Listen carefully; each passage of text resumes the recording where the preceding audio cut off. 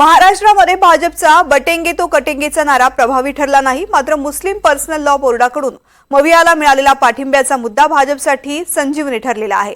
सज्जाद नोमानी यांनी मवियाला पाठिंबा जाहीर केला आणि भाजपनं याच मुद्द्यावरून मवियाला घेरलंय। वोटसाठी सुरू झालेल्या धर्मयुद्धाविरुद्ध जिहाद या लढतीचा आढावा घेऊयात या रिपोर्टमधून। ये कैसा वोट जिहाद है जिसके सिपह सालार हैं सिपह शरद पवार, जिसके अजीम सिपाहियों में हैं उद्धव ठाकरे, राहुल गांधी, नानाजी पटोले। जर या ठिकाणी वोट जिहाद होणार असेल तर माझं तुम्हाला आव्हान आहे, आता मतांचं धर्मयुद्ध हे आपल्याला देखील लढावं लागेल। महाराष्ट्र धर्म हा महाराष्ट्र धर्म वाचवण्यासाठी राखण्यासाठी हे आमचं धर्मयुद्ध आहे। विधानसभा निवडणुकीच्या प्रचारात आता वोट जिहादची धग वाढताना दिसतेय।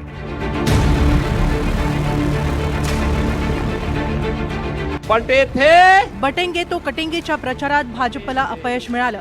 मात्र मुस्लिम पर्सनल लॉ बोर्डाचे सदस्य आणि ऑल इंडिया एकता फोरमचे मौलाना सज्जाद नोमानी यांनी मवियाला जाहीर पाठिंबा दिला आणि वोट जिहादच्या मुद्द्यावरून भाजपच्या प्रचाराला चांगलीच धार आली। ये कैसा वोट जिहाद है जिसके सिपह सालार हैं सिपह शरद पवार, जिसके अजीम सिपाहियों में हैं उद्धव ठाकरे, राहुल गांधी, नानाजी पटोले। और अगर महाराष्ट्र में उनको शिकस्त हो गई तो इत्तलात के मुताबिक दिल्ली सरकार भी बहुत दिन तक नहीं ठहर पाएगी।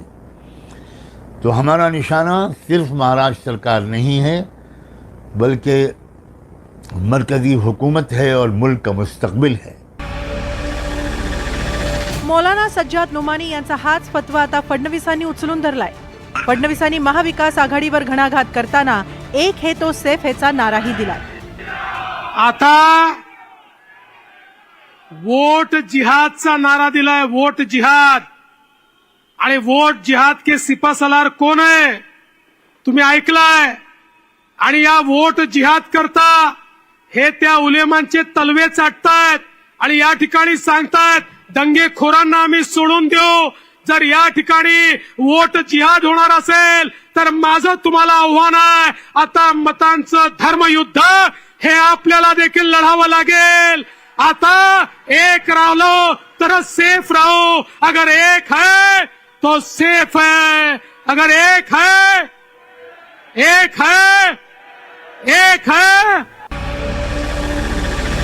फडणवीसांच्या या आरोपांना महाविकास आघाडीच्या प्रमुख नेत्यांनी देखील प्रत्युत्तर दिलंय। आम्ही जे म्हणतोय की ह्या लोकांना, भारतीय जनता पक्षाच्या लोकांना संविधानाविषयी प्रेम नाही, यांना संविधान बदलायचं आहे। ते यासाठी तुम्ही मतदारांवर अशा पद्धतीनं दबाव आणताय, गोंधळ निर्माण करताय। देवेंद्र फडणवीस काय म्हणतात, धर्मयुद्ध हे काय धर्मयुद्ध आहे का? होय, हे धर्मयुद्ध आहे। आणि हा धर्म कोणता असेल तर हा महाराष्ट्र धर्म ज्याला आम्ही म्हणतो, महाराष्ट्र धर्म हा महाराष्ट्र धर्म वाचवण्यासाठी राखण्यासाठी हे आमचं धर्मयुद्ध आहे। फडणवीस असं म्हणतायत काय, आपण असेच एक राहिलो तर पाकिस्तानवर तिरंगा फडकवू। डोकं ठिकाणावर आहे का? कुठली निवडणूक आहे? पाकिस्तानवर तिरंगा फडकवण्याचं वगैरे सोडून द्या। आधी पाकव्याप्त काश्मीर तुम्ही गेल्या 10 वर्षापासून घेतायत ना तुमचे नेते, पाकव्याप्त काश्मीर, तिथे जरा जाऊन तिरंगा फडकवून दाखवा। जिहाद हा शब्द देवेंद्र फडणवीस काढला, आता इथे कुणी काढले नाही। आणि त्याचं कारण काही कॉन्स्टिट्युन्सीमध्ये मायनॉरिटीजने महाविकास आघाडीच्या लोकांना मतदान केलं। असं आहे की एखाद्या मतदारसंघात एखादा समाज जास्त असेल, उदाहरणार्थ पुण्याच्या काही भागामध्ये एक विशिष्ट समाज आहे, हिंदू समाज आहे, आणि त्यांनी मतदान केलं भाजपला, तर आम्हाला सवय येते की इथं असंच मतदान होतं। याचा अर्थ तुम्ही काही जिहाद समजत नाही, त्याला मी धार्मिक वगैरे देत नाही, तिथल्या लोकांची विचारधारा। त्यामुळे वोट जिहाद हा शब्द वापरून विशेषतः देवेंद्र फडणवीस आणि त्यांच्या सरकारने एक प्रकारचा धार्मिक कलर या निवडणुकीला द्यायचा प्रयत्न केलेला दिसतो। हे मला असं वाटतं की अतिशय खेदजनक आहे की अशा प्रकारे धर्माचा वापर करून शरद पवारांचा पक्ष, उद्धव ठाकरेंचा पक्ष आणि काँग्रेस हे या ठिकाणी वोट जिहाद करतायत. सज्जाद नोमानी उलेमा काउन्सिलचे प्रमुख यांनी 17 मागण्या या 3 पक्षांना दिल्या होत्या. या मागण्या देखील इतक्या भयानक आहेत. 10% आरक्षण मुस्लिमांना द्या. 2012 ते 2024 महाराष्ट्रात जेवढे दंगे झाले त्या दंग्यांमध्ये जेवढे मुस्लिम आरोपी आहेत त्यांच्यावरच्या केसेस सगळ्या परत घेऊन टाका, RSSवर बंदी लावा, अशा प्रकारच्या 17 मागण्या त्यांनी दिल्या. आणि या पक्षांनी त्यांना बकायदा पत्र देऊन त्या मागण्या आम्ही मान्य करू असं या ठिकाणी सांगितलेलं आहे. दरम्यान मौलाना सज्जाद नोमानी यांच्या या फतव्याला मुस्लिम समाजात काय महत्त्व आहे तेही पाहूया. अरे आता पण आम्हाला असं वाटू राहिलं. आता ते मनोज जरांगे साहेबाला भेटले, त्यांची मिटिंग झाली, आतापर्यंत काही आदेश आले नाही. नोमानी साहेबने सांगितलं का आपल्याला महाविकास आघाडीला साथ द्यायची आणि त्यांना निवडून आणायचं, आम्ही ती करणार.